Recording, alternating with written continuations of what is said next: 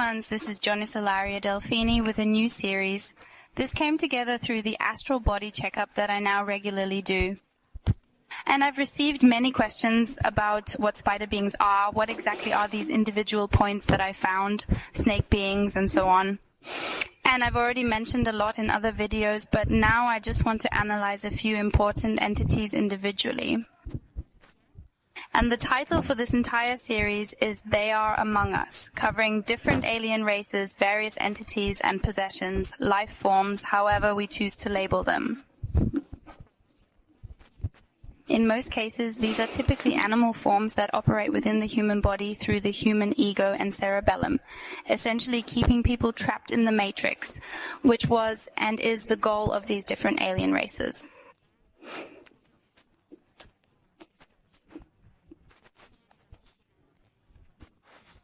And they call Earth, this prison they've put us in, Alcatraz, also known as the Humanity Project.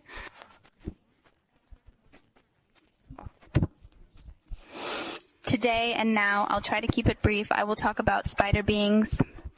First, a general statement about all alien races that live in humans as spiritual beings. They basically exist in the fourth density.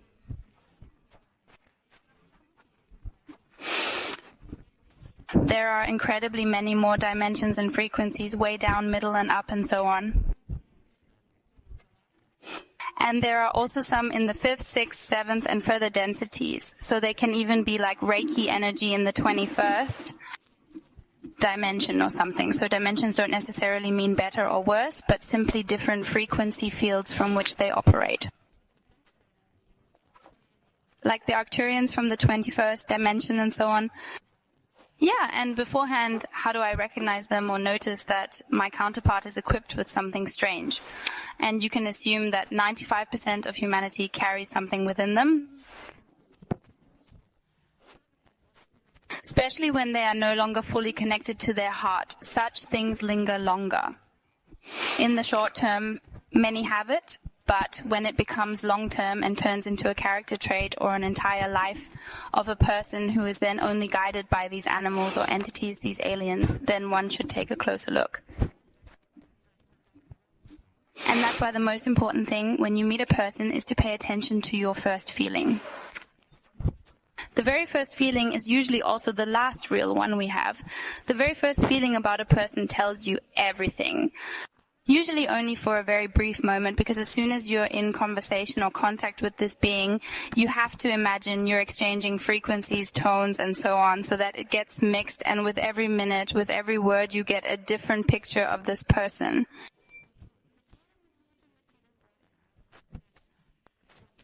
The second feeling you have after 5 or 10 minutes, because the voice is quite nice or they said something funny, can already be totally manipulated through mental control waves and magic. Today I just want to briefly talk about spider beings to highlight them. You really have to be careful with them. As delicately as they weave their webs, as subtle as they are, and as persistently ambitious as they are, they never give up. Even in rain and storm, they keep rebuilding and spinning their webs. The same goes for the way of life in humans. When you look at this person's life, it's often mirrored, complicated, and seems confusing, unlike a normal person who just has 2 kids, is married, and works regularly.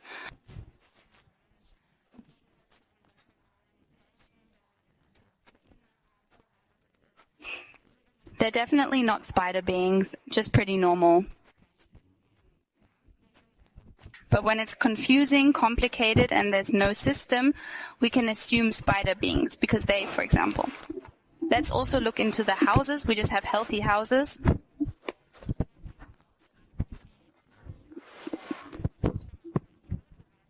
And then suddenly the spider builds a web in front and changes the look of the whole house, like from the structures, the threads they pull.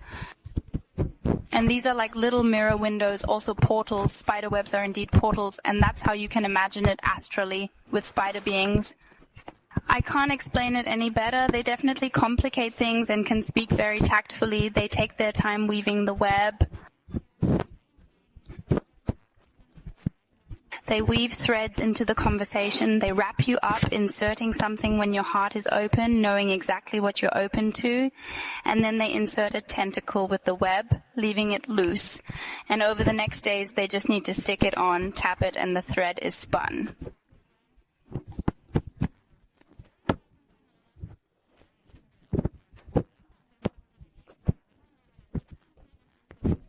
And it looks like in the video I sent to the undefined ones from the trolls, where at the end she gets wrapped in the webs and keeps saying, "I get back up again." So very slowly you get wrapped up mentally. The conversations and the way they talk, the spider beings are very mental.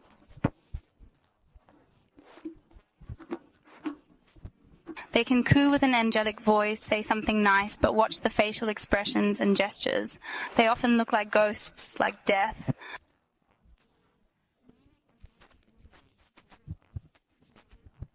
It's not a liveliness like a child's joy with rosy cheeks and crisp dimples. So no sparkle in the eyes, no movement, and no genuine natural reaction to a feeling you might send out, but everything is controlled. Every facial feature, every twitch in the face, every expression and gesture is in mentally controlled people. And they are mentally controlled and completely controlled by these beings. And just like the spider does it, because you think then too it's completely normal, it's just a regular person with their issues, and eventually you don't see that weirdness you noticed at first anymore. And just like the spider does it, it slowly sucks the life force from its victims very steadily. Then it stays a little longer, talks a little longer with you. And the problem is that the spider beings subtly block important chakras in you, which is how the spiders weave.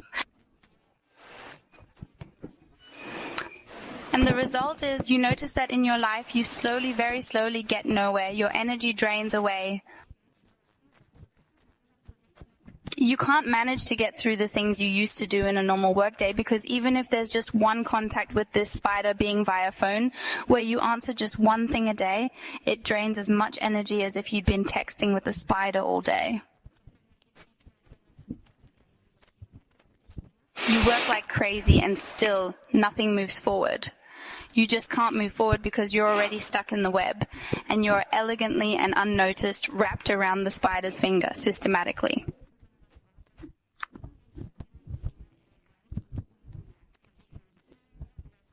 She won't leave you alone. Your thoughts keep drifting back to this being, even though you should be focusing on something else.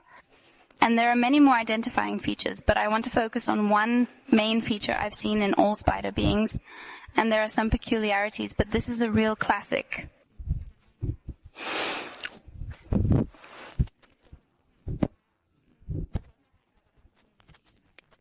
So spider beings, it's clear that mental beings can't love. The person doesn't know that, but they can't feel real love. Only when one is truly pure in the heart, then it works, is content, and so on. And the most important identifying feature is that spider beings always have multiple victims in the nest. Look at a spider web, there's a fly stuck right next to the other, and all are entangled in different states. Some are already sucked dry, only the corpse hangs there, others have just flown in, others are entangled and anesthetized. And the spider controls, it always tries to keep the web in motion so that the person can't move out of it. The movement is always also the communication, yes, they try to make contact, and hey look, I wanted to tell you this too. And it fits then. They can talk to you very nicely, they have a very good sense of what you need right now. I mean, you're their food. It's like the witch from Hansel and Gretel, she also gave them gingerbread first. And it's not that spider beings don't give a lot, they also like to give a lot because they know what they'll get from you later. But they often give things you don't really need. They suggest to you that you need these things right now and that you should talk about them. They constantly twist everything, and they twist everything so that your world is really completely confused, twisted, and disordered after a while. It's very, very subtle. If you imagine this wrapping, you turn either to the left or to the right, the whole world is twisted, and that's how it is. And then she shakes her nest a bit, her spider webs, and then you don't know anymore where up and down is. And you do things, you can't even say what you feel is normal anymore. Yes, you're completely turned upside down. And the more contact you have, it's clear, the more she wraps you up. And she knows exactly when you cut a thread and have loosened yourself a bit, then you're immediately visited again, then contact is made again. A thought is enough, and she calls because the spider has you completely in her astral grip. She controls your energy flow because your energy must flow into the web to her from the first sting. And if you stop that, she goes crazy, she freaks out, she stands in line. And yes, as I said, the orientation in life is completely lost. There are male and female spider beings. They both work with magic and reflections like magicians, reptilians, and all archontic beings at the same time. So the magic, it's with everyone. Some have the magic, others.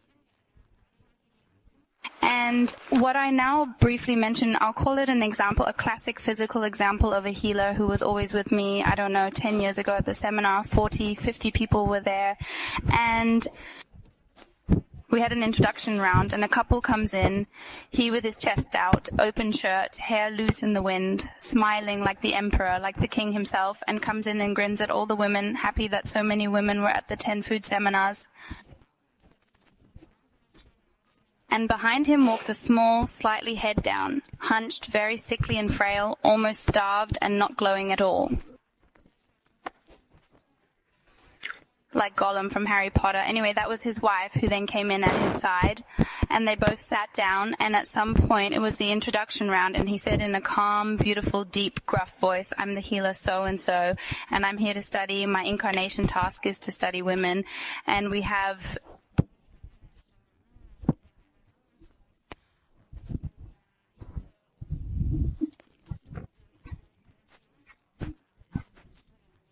such beautiful female beings, you wouldn't believe it." And he lifted the woman in different types of women. He said based on his current cycle, what he did in the study, that he had already met 7 different types of women, each more beautiful than the other, and how valuable female energy is. And yes, and then he made a derogatory look to his side and said that some women would occasionally stand in the way and make life difficult, and said little about his wife.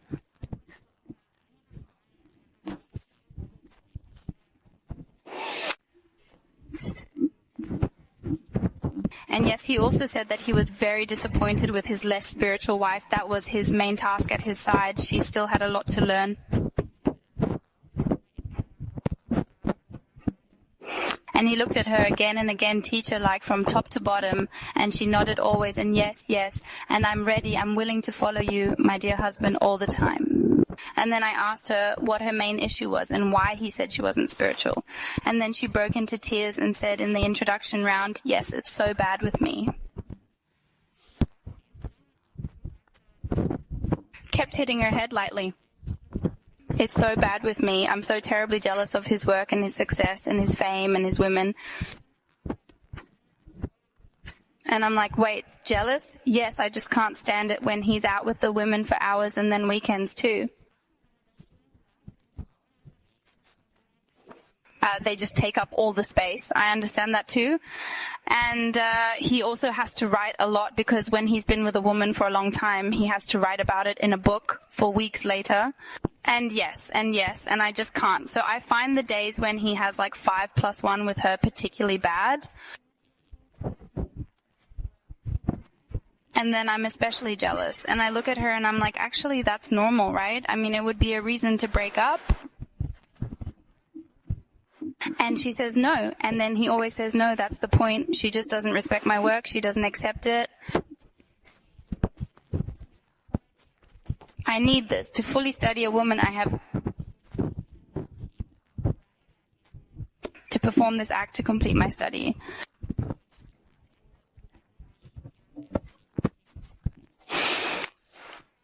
(2001) to end it now. Imagine this spider being always bringing food with others in the nest, like his wife and women waiting for his study, who meet with him, even if married or in relationships.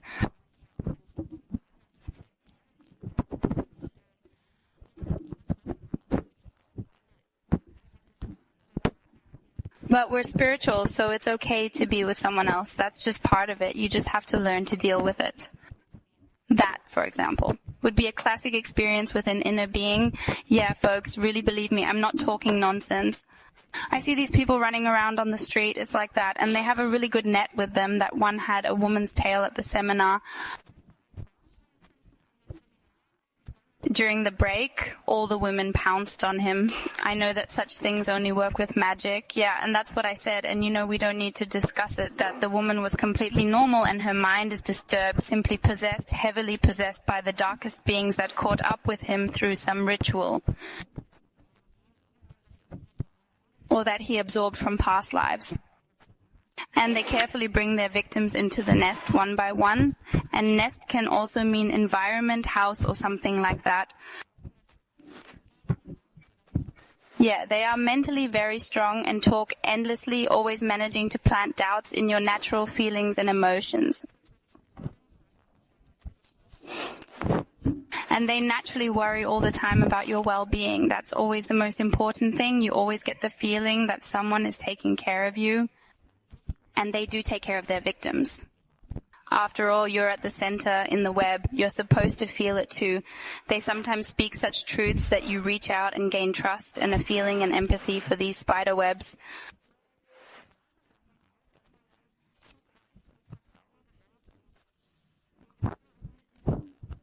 Just like the man did with his wife. He had really, really great facts. And they talk, these spider beings often talk as if they have empathy. That's what they say about this magician type who leads the women away. He really talked as if he had so much empathy for women. For his own, he has no empathy, how she is doing by his side. And that's where I say now you have to look closely. It's confusing. They act confusingly. They speak differently than they act. And that's a point where you can recognize them. They talk about empathy but run over others emotionally. And that's an important characteristic. And what you should know is when their victim becomes aware in the nest and maybe the eyes are already free from spider webs and it wants to move, then the spider gets really close and wraps itself even tighter. So dealing with spider beings is really dangerous, and I can only say that it's hard once you're really in the nest to ever get out again. Especially if it goes on for years, it becomes really difficult because they just can't do it. They are like as if their genetics are intertwined with them.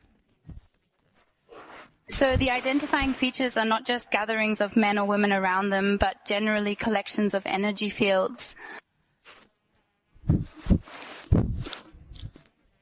There are many ways for spider beings to gather their daily energy.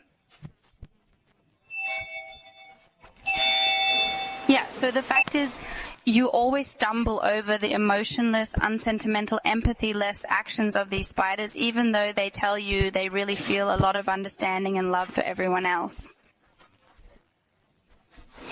2001 main identifying feature is when it comes down to it, when you really need them, when you really need someone to hold you. These people don't feel you at all. They also let you fall into spider webs, so you really lose the ground under your feet again. They play spider yo-yo with your feelings. And it's all very subtle, it's tricky, and they really have no femininity, even though it might look like it. And even if you think you've escaped their web, they unconsciously pull you back slowly, very slowly, with one of their million threads.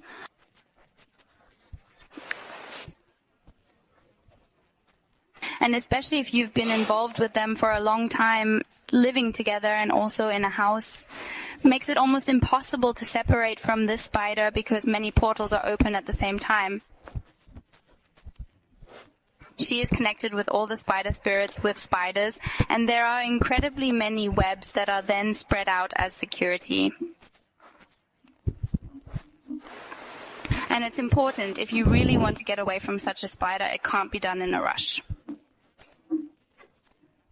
That doesn't work. It has too many threads and you're in a cocoon, so you can only cut yourself out of its layers step by step, very slowly, with outside help, and lovingly detach yourself from her, just as lovingly as she wraps you up again, and be on guard.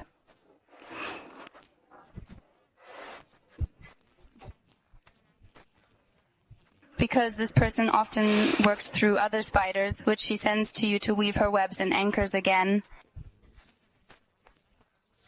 So she always has a huge network somewhere, a real network. This can simply run through AI, through groups that are consciously created.